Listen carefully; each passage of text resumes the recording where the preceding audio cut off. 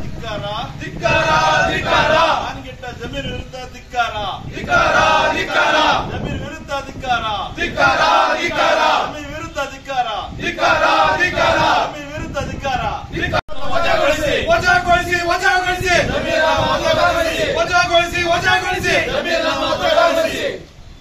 ಸಕಲೇಶಪುರ ಯುವ ಜೆಡಿಎಸ್ ಘಟಕದ ವತಿಯಿಂದ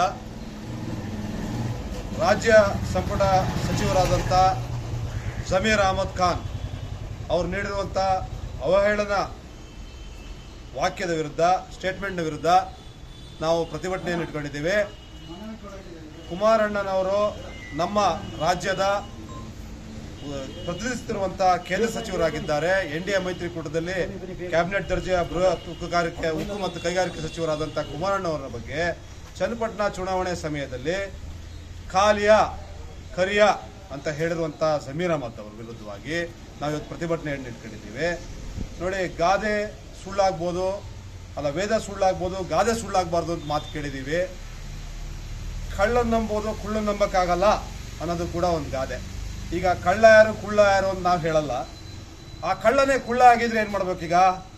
ಅಂಥ ಸಿಚುವೇಶನಲ್ಲಿ ನಾನು ಇದನ್ನ ಜಮೀರ್ ಅಹಮದ್ದೇ ಕಳ್ಳ ಕುಳ್ಳ ಅಂತ ನಾನು ಹೇಳಲ್ಲ. ಯಾಕೆಂದರೆ ನಾನೊಬ್ಬ ಸಾಮಾನ್ಯ ಪ್ರಜೆಯಾಗಿ ನನಗೆ ಕೂಡ ವಿವೇಕ ಇದೆ.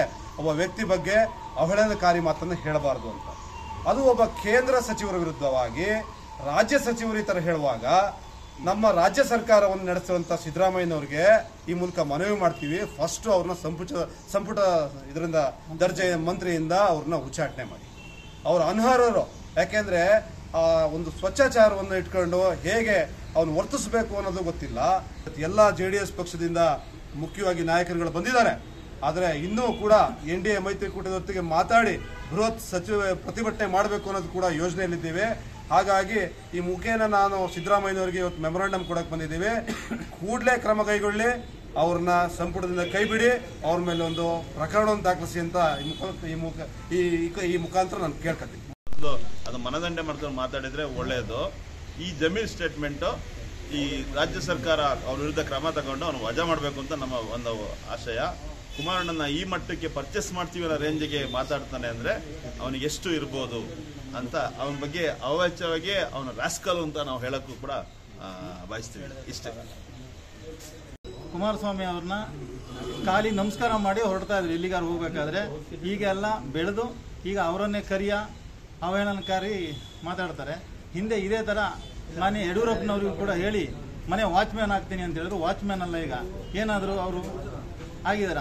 ಇದೇ ಥರ ಈಗ ಇನ್ನು ಮುಂದೆ ಇದೇ ಥರ ಇವರು ಮಾಡ್ತಾ ಇದ್ರೆ ನಮ್ಮ ಇನ್ನೂ ಹೆಚ್ಚು ಉಗ್ರ ಹೋರಾಟ ಮಾಡೋಕ್ಕಿದೆ. ಈಗಲೂ ಅಷ್ಟೇ ನಾವಿನ್ನು ನೆಕ್ಸ್ಟ್ ಎಲ್ಲ ನಾಳೆ NDA ಗ್ರೂಪ್ನಿಂದ ಬೃಹತ್ ಒಂದು ಪ್ರತಿಭಟನೆ ಮಾಡಲಿಕ್ಕೆ ಒಂದು ಪೂರ್ವಭಾವಿ ಸಭೆ ಮಾಡ್ತೀವಿ. ಇದನ್ನು ಅವರು ವಜಾಗೊಳಿಸಬೇಕು. ಮಂತ್ರಿ ಸ್ಥಾನದಿಂದ ವಜಾಗೊಳಿಸೋವರೆಗೂ ನಮ್ಮದು ಹೋರಾಟ ಇದೆ. ಮುಂದೆ ಮುಂದುವರಿಸ್ತೀವಿ ಹೋರಾಟನ.